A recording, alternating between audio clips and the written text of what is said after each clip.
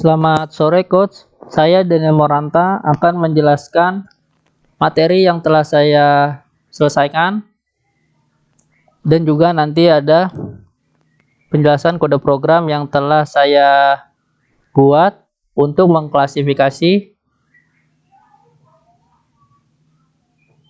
indeks pembangunan manusia. Judul materi yang telah saya kerjakan ini ialah perbandingan decision tree dan connection board dalam memodelkan faktor-faktor yang mempengaruhi indeks pembangunan manusia. Latar belakang pada materi yang telah saya buat ini ialah dalam mencapai pembangunan kualitas hidup manusia di Indonesia tidak terlepas dari program pembangunan yang dilaksanakan pemerintah di tiap wilayah Indonesia, baik itu di tingkat pusat maupun daerah. Selain itu, penentuan program pembangunan yang dilaksanakan harus tepat sasaran dan sesuai dengan prioritas daerah berdasarkan kategori PM yang dimiliki daerah tersebut.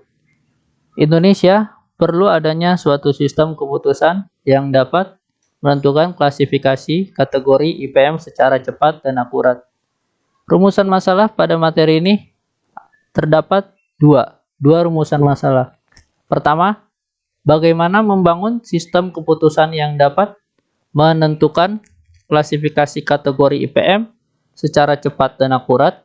Kedua, bagaimana hasil perbandingan decision tree dan connection board dalam memodelkan faktor-faktor yang mempengaruhi indeks pembangunan manusia. Lalu slide selanjutnya, data acquisition. Dataset yang saya klasifikasi ialah ipm.csv.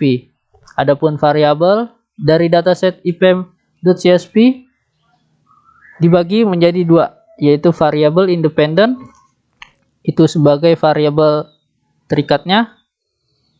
Variabel independen terdiri dari fitur, harapan nama sekolah dengan tipe data, float, atau yang dikenal bilangan desimal. Lalu fitur kedua dari variabel independen ada pengeluaran per kapita dengan tipe data integer atau yang dikenal bilangan bulat. Lalu fitur ketiga rata lama sekolah dengan tipe data float atau yang dikenal bilangan desimal. Lalu fitur keempat ialah usia harapan hidup dengan tipe data float atau yang dikenal bilangan desimal. Untuk variabel dependennya, variabel targetnya itu saya jadikan fitur IPM sebagai variabel dependent. Lalu pre-processing data. Data yang dilakukan ialah menyeleksi fitur dengan jenis seleksi matriks korelasi dengan heat map. Telah terlihat di kanan kita nilai-nilai korelasi antara IPM dengan fitur lain. Fitur yang mempunyai relasi kuat dengan IPM itu ada, yang pertama ada fitur usia harapan hidup, dan disusul fitur pengeluaran per kapita dengan nilai 0,56. Lalu selanjutnya fitur rata lama sekolah dengan nilai 0,42. Lalu selanjutnya fitur harapan lama sekolah dengan fitur 0,38. Lalu selanjutnya dengan nilai fitur 0,38. Lalu selanjutnya model dan parameter model. Model menggunakan dua algoritma klasifikasi sebagai perbandingan, yakni connection board dan decision tree. Model klasifikasi dengan algoritma connection board memiliki akurasi model sebesar 81,18%. Sedangkan algoritma decision tree memiliki akurasi model sebesar 95,14%. Sehingga algoritma decision tree cocok terhadap dataset untuk dijadikan sebagai model, yang nantinya model decision tree dilanjutkan ke tahap deployment. Parameter model. Pada model KNN menggunakan parameter NSBOT sebanyak 7. Lalu metrik Minkowski P sama dengan 1, yang artinya P sama dengan 1 adalah menggunakan jarak Manhattan. Lalu kedua, model decision tree menggunakan parameter creation-nya entropi dengan random state bernilai 0. Lalu ke tahap evaluasi model. Pada model KNN, true yang memang menyatakan yang sesuai dengan aktual dan juga dengan label prediksi ada sebanyak 194 data. Yang tidak sesuai dengan aktual dan prediksi ada sebanyak 55 dan 7. Berarti 62.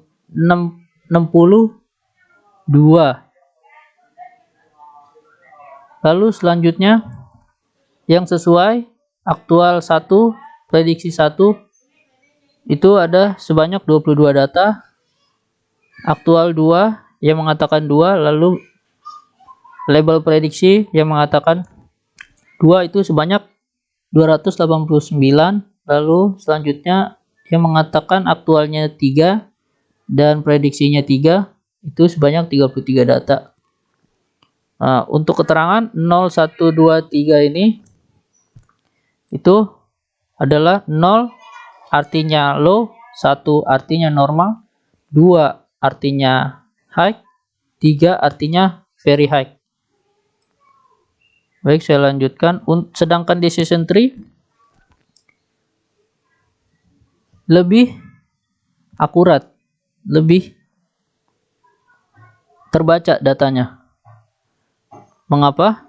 Karena decision tree di sini yang datanya loss sebanyak 13 dibandingkan ke NN itu datanya yang loss berjumlah 62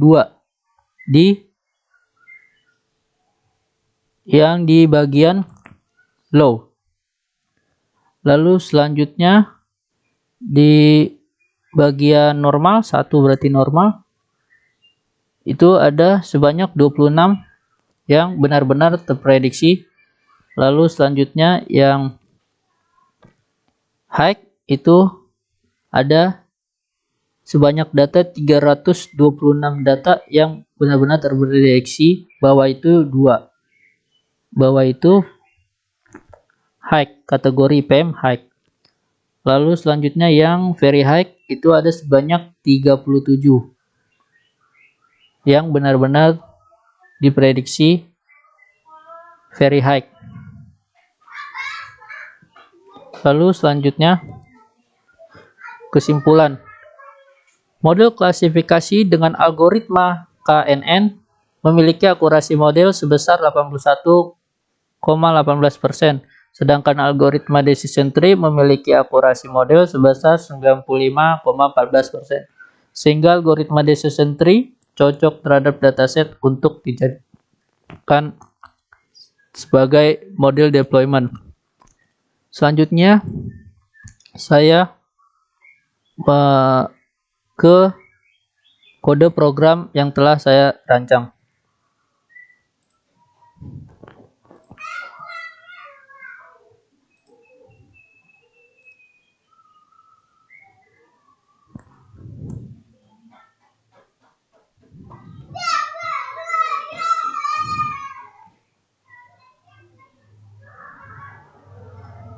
Baik, selanjutnya di sini melakukan import package atau library yang dibutuhkan. Ada NumPy, Pandas, Matplotlib, Seaborn, lalu warning, lalu sklearn. Sini untuk mengeksplorasi data dengan mengetahui isi dari dataset ipm.csv, lalu menampilkan isi 5 teratas. Lalu sini menampilkan 5 terbawah. Selanjutnya mengetahui dimensi dari dataset ipm.csv dengan berjumlah baris 2196 dengan kolom 5. Lalu selanjutnya mengecek apakah ada nilai 0. Ternyata di sini tidak ada. Lalu mengetahui info umum. Di sini ada kolom, lalu ada jumlah baris, tipe data dari kolom.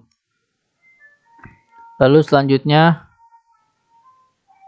ini untuk describe, ada count min, standar deviasi min, ini 25%, 50, 75 nilai maksimumnya. Lalu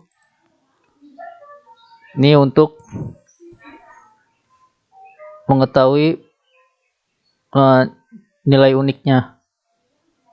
Lalu ini tibalah ke tahap preprocessing.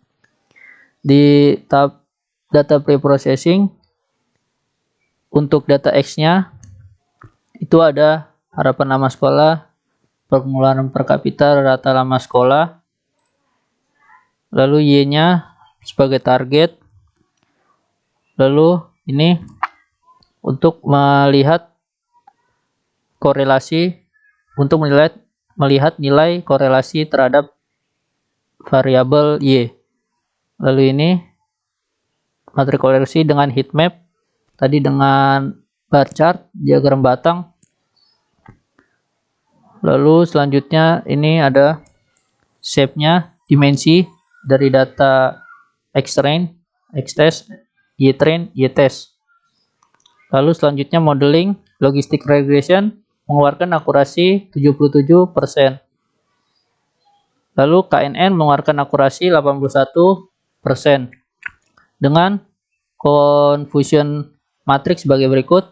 Lalu selanjutnya menggunakan model AdaBoost classifier dengan akurasi 77%, precision tree 95%, dengan confusion matrix sebagai berikut. Lalu setelah dilakukan pemodelan, mengevaluasi model dengan nilai rincian berikut. Di sini saya membandingkan hanya menggunakan 2 algoritma klasifikasi, karena nilai 81 dan 95% lebih baik daripada nilai 77%. Lalu selanjutnya ini reportnya. Lalu ke tahap deployment. Ini sudah saya siapkan berupa deployment ke website menggunakan hosting Heroku.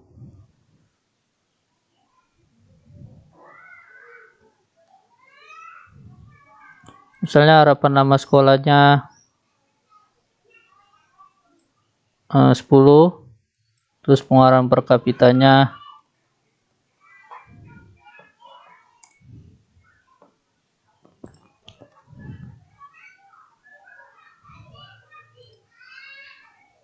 10, lalu rata lama sekolah, lalu si harapan hidup. Berarti masuk ke very high. Demikian penjelasan yang telah saya sampaikan. Kurang lebihnya mohon maaf. Selamat sore.